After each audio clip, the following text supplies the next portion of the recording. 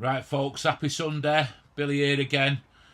Right, today's project is a bit of a special project for me, really, and it's one for my brother. This one, he contacted me a while back and said to me he's getting a new television, and he needs a TV stand for the bottom of his bed. Now, getting the proper dimensions out of the lad is just hard work. You know, I said to him, what size do you want it? He went, well, a bit bigger than a single bed. Then he was getting his inches and centimetres mixed up. I don't know how many times he said it to me, whatever size, but every size was different on sort of several different occasions. My dad chirping up in the background, telling me that the Eiffel Tower could have been built in this time. How long this has been going on. But anyway, here we are, and I'm making it for him. But on a serious note, this is a bit of a thank you to my brother, really, because last December we lost my mum, and it's affected everybody, really. And my brothers, I've got three brothers, and they all sort of rally round. They're all up in Manchester, I live down in Derbyshire, and they all sort of look after me dad, who's coming to terms with things best way he can. But even before, so my brothers was sort of like always there, always doing stuff. When I can't get up there, you know, most of the time, I can't do much because of where I live. So my brothers have took a lot of the burden, and my sister-in-law Nicola as well, who's like absolutely fantastic and brilliant. She helps no end with the family and stuff. So this is for my brother. So it's a little bit sort of, you know, thought-provoking, this build. I don't know why, but it just sort of like touched me a little bit building this. I thought I'm going to do a really good job for him. Don't get me wrong, it's a TV stand. It's the thing is sort of like totally irrelevant, but it's the story and behind it, and I don't know, it just thought-provoking, and this is what was sort of in my mind all the time as I was building this. I don't know what it was. You sort of like remember things back to when you were kids and things you should be doing, and like now as adults and stuff like that. You know, family sort of provokes different emotions within you, and I don't know if that sort of resonates with any of you, or even if it makes sense with any of you. But it's what's sort of rolled through my mind. So anyway, I'm just getting on with the build. I just thought I'd just put that in and why I'm making this. So firstly, I've used 8B1 for this build, and I've used some 4B2 for the base. Now, one mistake here, what I'm critical of myself, is I should have trimmed the edges of the 4B2. I thought I'm going to round over this in the end, so I thought, well, I won't. But really what I should have done is that and then routed over the edges when the thing was made or pre-assembled, one of the two. But anyway, it turns out absolutely, in my opinion, amazing in the end, considering I'm not a carpenter or a joiner or any of that ilk. I take my hats off to them guy, because when I'm trying to do stuff now on these builds, I'm trying to put in the thought of being precise and measure me joints, not measure as in numbers term, but measure as in how I do things, to be a bit more precise and a bit more, you know, thorough. And it's not easy. So I really take me hat off to these guys that, you know, make stunning pieces of furniture. There's some sort of, I don't know, it's a superpower, really. You know, I'll never look at furniture the same way again. I mean, I've sold antique furniture for years and years and years, and I look at that and I always take me hat off to the craftsmen of yesteryear. But when you look at some of the modern stuff, we all say, oh yeah, some of the modern stuff's rubbish, it won't last 5 minutes. And that's right, all of that, like the big sort of places where you can get no names thingy. But if you look at sort of all these high-end furniture artisans that are about there, and you look at some of the designs that they put out and how they construct the furniture and the thought and the love and care and detail that goes into it, you've got to hold your hands up and say, wow. So here, I've just done sort of, is it an half flat joint or whatever? I need a flat tooth blade. and I've ordered one. It's due today, as I'm doing this voiceover for this video. It's due today. I've ordered, like, it's a 6mm, but that'll open up more projects for me to do, like box joints and all that kind of stuff. And I'm going to be doing a couple of projects with the jigs I make. So one of them is going to be a router table build that I can either fit onto the end of the Milwaukee table saw, or it's going to be a standalone thing. I'm still undecided on the design of how I want to kit out under this carport. I'm getting there with it. I'm just I make a decision, then, you know, when I sit down and talk to Shelley about it, then something else crops up about how we can do things, and that's how we do things, me and Shelley. We sit down, we talk about it, and then, you know, to make sure we mitigate any mistakes that we're making for further down the line. So I'm just going in, butt jointing this, gluing it, butt jointing the ends, and this used to be, I thought this was mahogany. Now it's from the mahogany family, but it's actually a piece of old sapele that was from an antique, I think it was a table or something like that. I can't remember. I chopped it up. So I used that. So all old stuff is still getting used, and it complements the piece really well in the end. So just going in with glue, and I'm going to plug it. And I'll tell you what I'm after, a good plug cutter set. That's affordable, that's sort of decent. So if there's any comments you can throw my way for a good plug cutter set with pilot old drill thing, because I keep breaking them. So here we go here, what I'm doing. I've never done this before. I've never ever, believe it or not, I think I've tried to cut miter joints before, but with never no success, so I sort of like give up on them. But I thought for this, there was a bit of spare wood left over from when I did the cut, so I thought I'll add just an extra feature onto the build for my brother. I'm from Manchester, so when I say our kid, that means my brother. So if you're in America, our kid means my brother. So that's because it's just a bit, when I say my brother, it sounds weird to me, but it's our kid, so that's the way it is. So I'm just cutting in with miters. Now I've been watching YouTube videos and I've been watching how people do this, so I thought I'd give it a try and do it like this. So I'm just cutting the miters here. Now this is the first time, and believe it or not, they're not perfect, but they're not bad, and they're passable, and it's fine. So using the old blue tape like you see everybody using,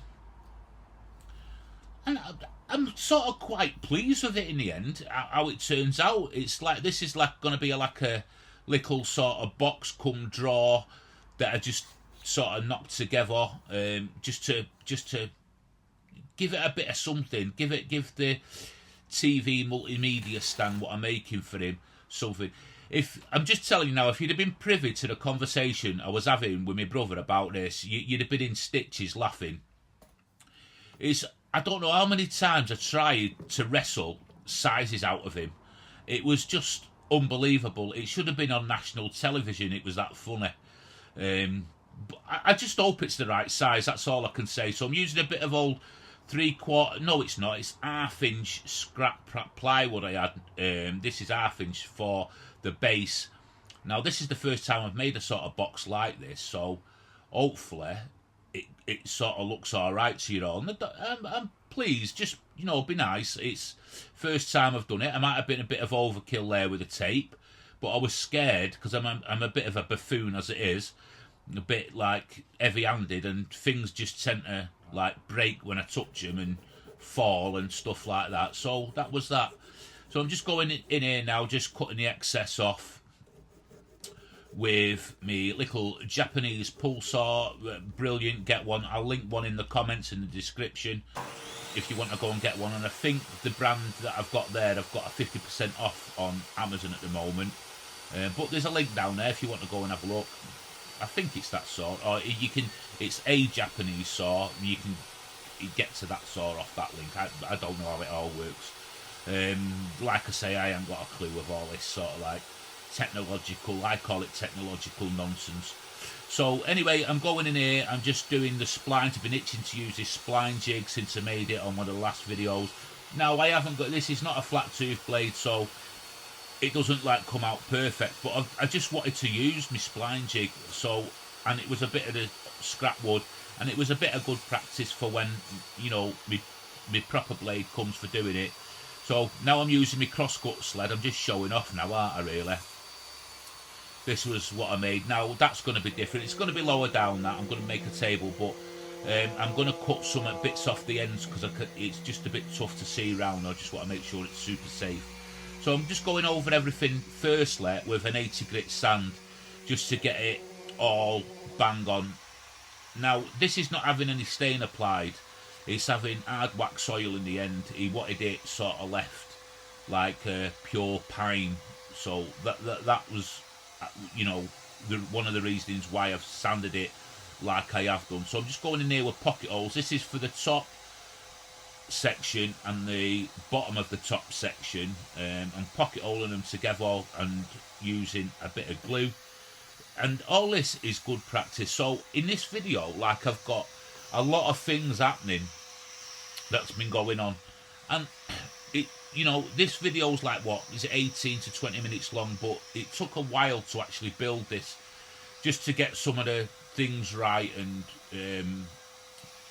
get it sort of how I wanted them, you know. And there was a lot of thought because of what it was. It's for my brother, and then when you start thinking about your family, other things run through your head, and my mum was running through my head, and my dad up in Manchester, things like that. And it's just one of them. It was just one of them builds.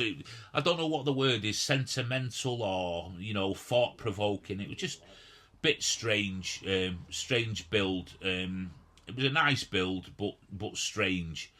It not like my other projects, this one. So it was just a bit. I don't know. Is it inspiring? I don't know. I don't know what the thought is behind it. So I'm just going in with the pocket holes here. I've just constructed it 2 pocket holes each side and 1 in the middle. I don't know if that's right, but to me it was right, and it held up really well anyway, so it was fine. So I'm getting better with me pocket hole. You call it pocket hole joinery. Now, I know you guys in America would have jointed this most likely in the middle, but this turned out okay here. I tried to do this build in inches as well. I thought I'll do this in, you know, try to stay away from the metric on this, because I like testing myself. I don't know whether it's just some weird trait I've got. If there's not a bit of like competition, or there's not a bit of, you know, something where I can't test myself, it doesn't interest me.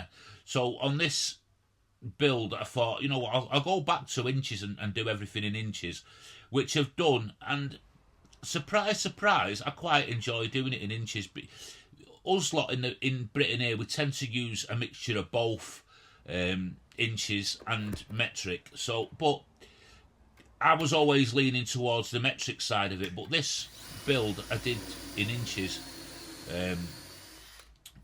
Which was fine, you know. I know it causes a lot of arguments. I don't know why, really, to be honest. It's a bit crazy, really, but it is what it is. You know, I respect all the guys that use inches. It's just a form of measurements, innit? You just don't need to argue about stuff, do you? So we're just going in here, just screwing it all together now. It's all been glued. And if you want any sort of dimensions of this, I will put the overall dimensions into the description. I have forgot on some of the builds to put any dimensions and cut lists. So I'm just measuring everything up here for square. So yeah, you know, sometimes, because me and technology. So if they're not there and you want them, just send me a comment, or I don't know how you message me on YouTube. So more plugs here, and I'll put them in. But I will put the overall dimensions of this into the description. So if you go down to the description, you want to find them dimensions, you can do, and you can build this to your size. If you want this like for a lounge living room, you might want it a bit bigger. If you've got a smaller TV, maybe a bit smaller. The principle's all the same. It's just that, well, I think this is the size that he wanted.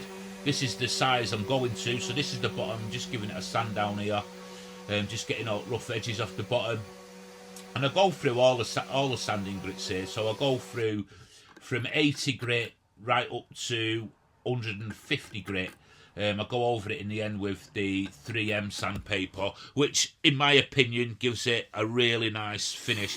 So, as you all know, I've been sort of like trying to make my stuff, what I make, like a little signature on it, like, you know, a bit of, throw into something, a bit into the design. And this is what I'm doing here with this little box drawer, like my 3 little holes that I've been putting on furniture. It started off as like loads of holes, and then it's sort of whittled down to 3 holes, and you know, that's a sign of, oh, it's you know, one that Billy's made or whatever. Just checking everything, making sure it stands out a bit more proud at the back than it does at the front, because he wants it's going to be sort of up against a bottom of a bed or something like that, so he was saying to me. So here, what I should have done was screwed that in from underneath. I don't think it matters much, but I should have done that so you didn't see the screw heads, but it won't really matter. So I'm just going over everything again with more sanding, making sure everything's nice and spot on. I tried the splines to come out all right. They're not perfect because I didn't have the flat tooth blade, but ayo, it's fine. I tried it. It's practice, and practice makes perfect. So Shelley's going over here with the first coat of the hard wax oil by Olinatora. I don't know if I've got a link to this. I'm not sure whether it's the sort of same thing as the big brand everybody's banging on about that costs a fortune. But this stuff, honestly, is really, really good tackle. This is like, for an hard wax oil, I can't fault it. And the only reason I come across this hard wax oil is because I've seen another YouTuber use it. He did a test comparison against another one. I think it was Rag and Bone Brown. He did a test comparison, and I liked his test. And if you go and watch it, I don't know how you put his link on. I'd put a link down in the description for you, but a lot of you probably know him anyway. He's very thorough on what he says. So she's just going over it again. Second coat now. I went over it with a 320 grit in between coats. I'm just getting that second coat on. Now, I rumpled up a bit of brown paper in the end. It's been left to dry thoroughly. I just go over it with a brown paper, and this will leave it. Honest to God, you don't know how silky smooth this feels in the end. There's no way on this earth I could ever imagine pine can get this smooth. And this technique, again, is really good. And here's its finished. Let me know what you think in the comments of it. I think he'll like it. I've put a lot of thought, care and attention into it. It was challenging at times, of course it was, but I love it. And it's, Shelley said, oh, you need to be stained, but it's not what he wanted. So there you go. But let me think what your comments. There's my little signature mark with the 3 holes now. So yeah, let me know what you think. Don't forget to subscribe to the channel and support us in any way you can. It's been great doing these videos, and let's get Wednesday's one in the pipeline. See you Wednesday.